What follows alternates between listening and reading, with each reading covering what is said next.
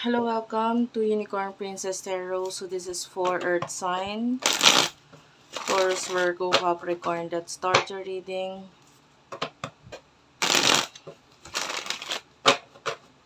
General love reading, guys.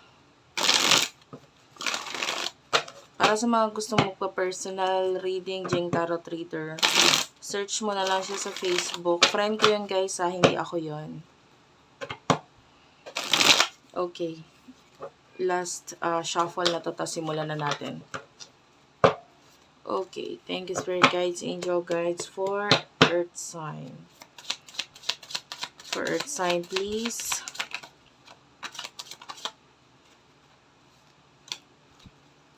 Okay. Main energy, you do have here the Page of Swords, Five of Cups, Six of Cups. You could be dealing with the past with the Six of Cups energy. Page of Swords, sinataray mong i-cut off, layuan tong person na to.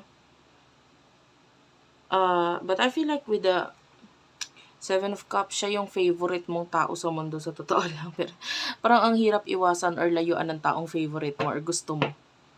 The Five of Cups is here kasi parang nalulungkot ka lang, nasasaktan ka lang. So parang although gusto mo siya, kahit favorite mo siya, wala kang choice kundi iwasan or layuan itong past person na ito.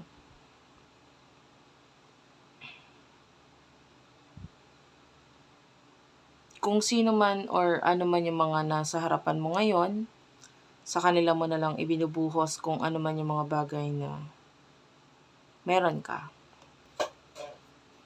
Binibigay mo na lang yung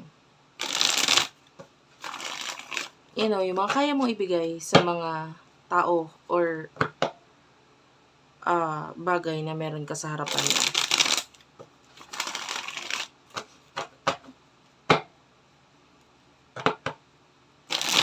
Kunin natin yung energy ng person na kakonect mo.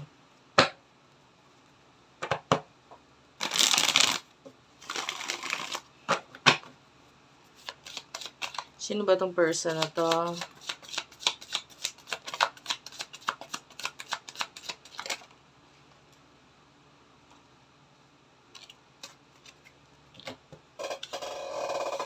The Tower is here. So, pwede nagkaroon na ng tower moment sa inyo. Like an ending. So, ito pa yung rason kung bakit umiiwas ka kasi feeling mo or tapos na, di ba? Nag-end na yun sa inyo. So, kaya iniiwasan mo lang. This person is like thinking of you. Niisip ka niya with the Ace of Swords. Kaya lang marami siyang priorities. Marami siyang kailangan unahin. Two of Pentacles, Taurus, Virgo, Capricorn. Three of Wands is here. Pero part of this person is namimiss ka niya. Namimiss niya yung naging meron sa inyo or like Three of Cups. Pwedeng yung friendship na meron sa inyo. Yan. Isa ito sa pinaka namimiss niya. Ano bang emotion mo dito sa taong to?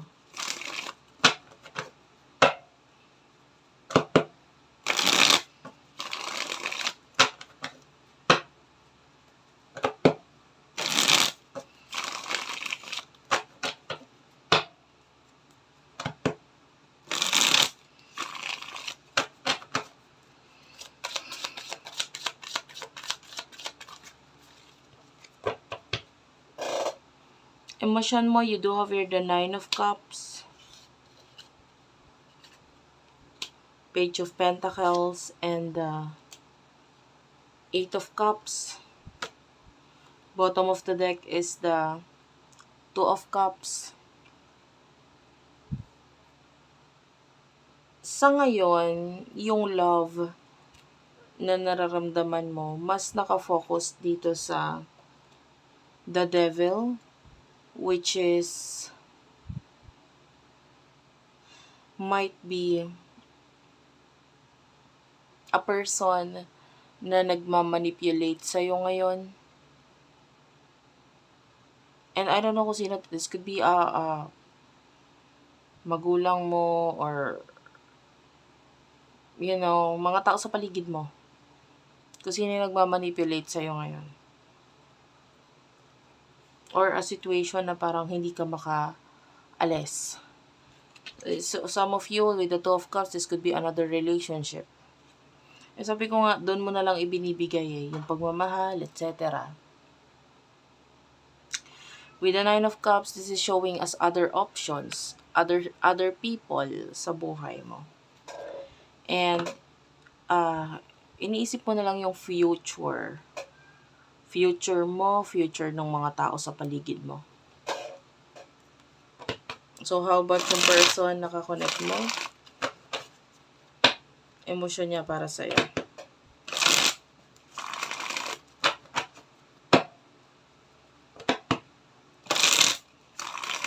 Kung hindi ka nakaka-relate, huwag ipilit.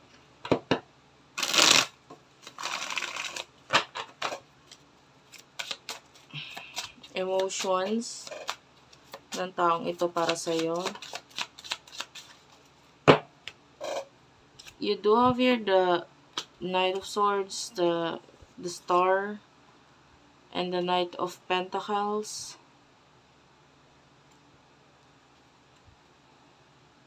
Five of Wands is at the bottom of the deck.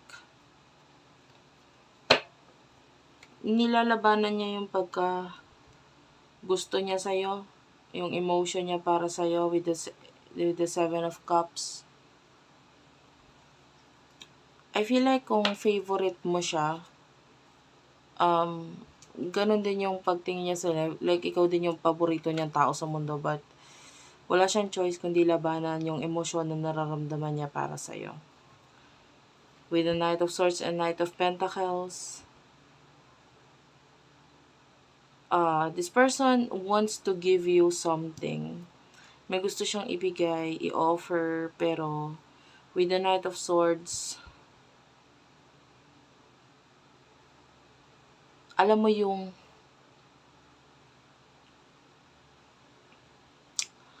parang atras-abante na kind of energy ng taong to.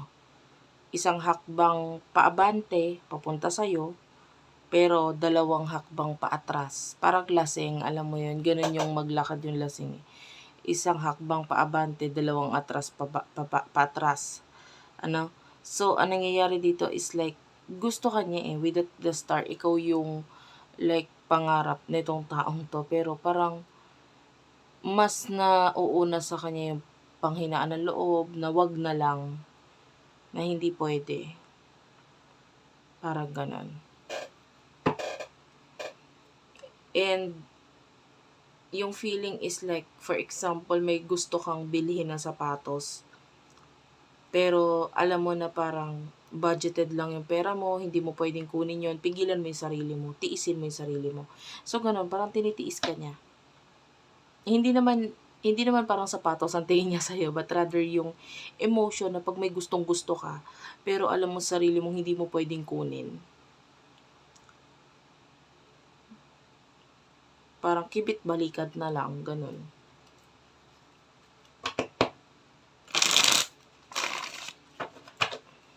What will happen in the near future for you? Earth sign, ano mangyayari sa ating mga Earth sign in the near future? In the near future for Earth sign, please.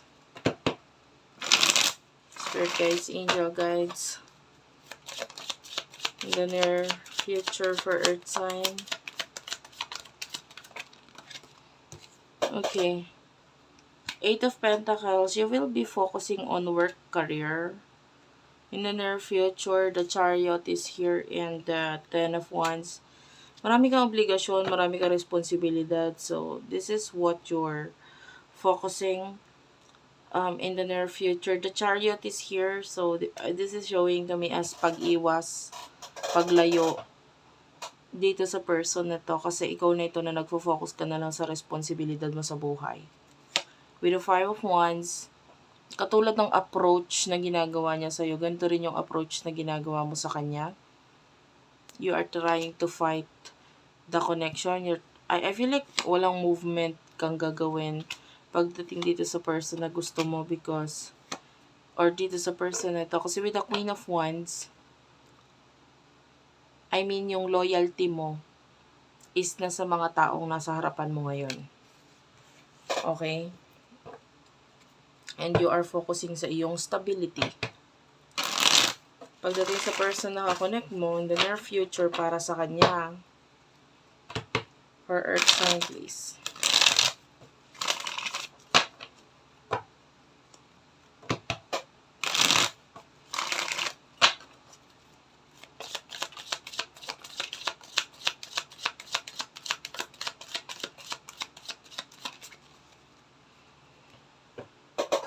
Ten of Swords is here. The World. And the Death card. Okay. I'm sorry to say, pero nagkakaroon ng ending sa inyo na itong taong to. You know, kasi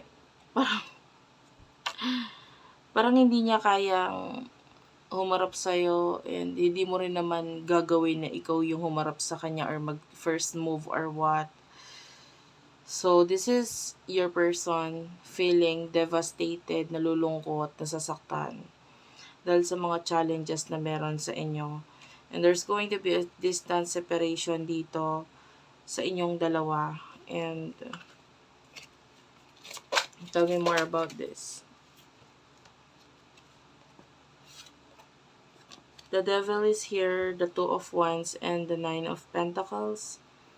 I feel like magkakaroon ng mga plano sa part mo pagdating sa or kung dito with the Devil, dito sa mga tao sa paligid mo, kakonect mo, karelasyon mo, or maybe your parents, yung sabi ko nga sa'yo, kung sino yung mga nag-handle sa'yo, nagmamanipula sa'yo, magkakaroon ng plano regarding sa kanila. And you will be more focused dito sa bagay nito in the near future. Pagdating sa person na ito, wala. Siya yung nakikita natin nasasaktan, nalulungkot. And it is because hindi siya makaharap or makagawa ng action papunta sa'yo. Okay? So, thank you for watching, guys. I love you all.